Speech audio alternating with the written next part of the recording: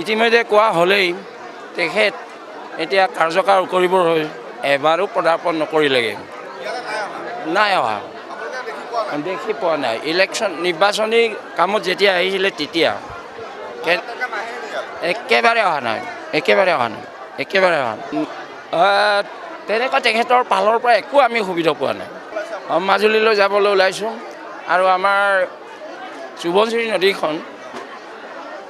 প্ৰধান অন্তৰায় প্ৰাচীৰ হিচাপে থিয় দি আছে জিঅ'গ্ৰাফিকেলি আৰু ডেম'গ্ৰাফিকেলি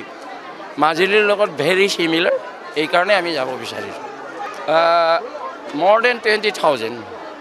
জনসংখ্যা আৰু 22-23খন গাঁও আছে 22-23খন গাঁও আছে অদৃশ্য শক্তিয়ে নিশ্চয় কৰিছে কোনোবা নকৰিলেতো ষ্টে অৰ্ডাৰ নোলায় গতিকে অদৃশ্য শক্তিৰ প্ৰতিবাদত আজি জনসাধাৰণ সমবেত হৈছে এতিয়া আমাৰ এটাই অনুৰোধ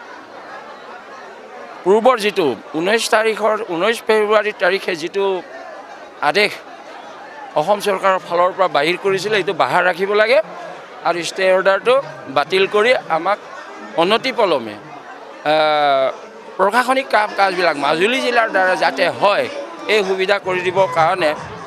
অসম চৰকাৰক আমি অনুৰোধ জনাইছোঁ আজি মোক আমি বুটটো দিলোঁ কেছ লাগি গ'লোঁ তাক বুট দিবলৈ ইমানেই হাই কাজিয়া কিন্তু আজি মুখটো নেদেখিলোঁ চেহেৰাই নেদেখিলোঁ ভৰি এটা নিদিলে গতিকে আমি এটাই আহ্বান যে আজি আমি বিশেষ আমাৰ ক'বলগীয়াকেইটা আমি বিশেষ এটাই অনুৰোধ যে 10 বছৰ সংগ্ৰামৰ পূব তেলেইবাসীক মাজুলীকৰণৰ 10 বছৰ সংগ্ৰামটো আমি দুখীৰ কথা যিটো ষ্টে অৰ্ডাৰ এইটো বহুত কুবিতা আৰু দূষিত গতিকে এই দোষীক আজিৰ ভিতৰতে যাতে ৰাইজৰ মুখটো চাই হিমন্ত বিশ্ব শৰ্মা অনুজ পেগুৰ আৰু প্ৰধান বৰুৱা অসম চৰকাৰে যাতে ষ্টে অৰ্ডাৰটো খুলি দিব লাগে বুলি ৰাইজৰ অসম চৰকাৰলৈ অনুৰোধ জনাইছোঁ ইতিমধ্যেতো অসম চৰকাৰে আমাক 19 ফেব্ৰুৱাৰী 2025 তাৰিখে অৰ্ডাৰ দিছে যে পূবতেলে গাঁও পঞ্চায়তক মাজুলী জিলা ইতিমধ্যে অন্তৰ্ভুক্ত কৰা হৈছে বুলি আমাৰ মাননীয় মাজুলী ডিচি ডাঙৰীয়া অৰ্ডাৰেই দিছে সকলো ডিপাৰ্টমেণ্টলৈ কিন্তু হঠাতে কি হৈ জানো কি সংশ্লিষ্ট চাৰ্ট হয় কি চাৰ্ট এডিট কৰিবৰ কাৰণে আমি নাজানো 1 মাৰ্চত এই আমাৰ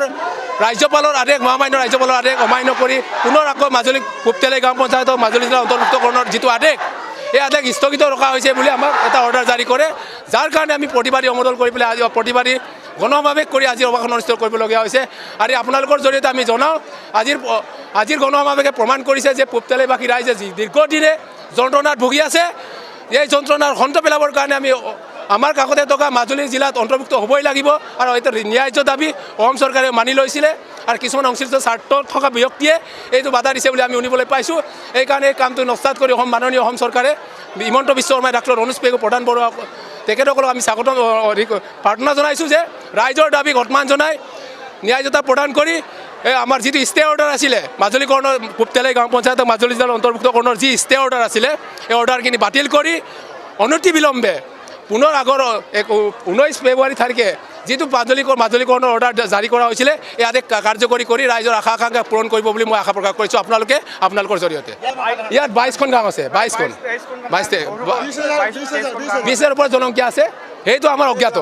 আমি খবৰ পোৱা মতে সংশ্লিষ্ট কিছুমান স্বাৰ্থম্বেশী ব্যক্তিয়ে এই ক্ষেত্ৰত কাম কৰি আছে ব্যক্তিবিশেষে কাম কৰি আছে বুলি আমাৰ খবৰ পাইছোঁ কিন্তু আমাৰ এইটো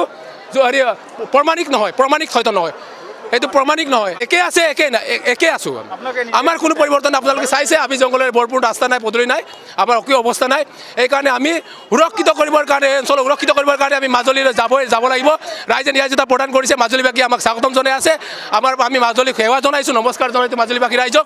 মাজুলীবাসী আমাক স্বাগতম জনাইছে সদায় আমাক কোনোদিনে আমাক প্ৰতিবাদ কৰা নাই বিৰোধিতা কৰা নাই তাৰ কাৰণে আমি অশেষ কৃতজ্ঞ অশেষ ধন্যবাদ জনাইছোঁ যিকোনো খবৰৰ বাবে যোগাযোগ কৰক 7099017330 লগতে 7099017110 নম্বৰত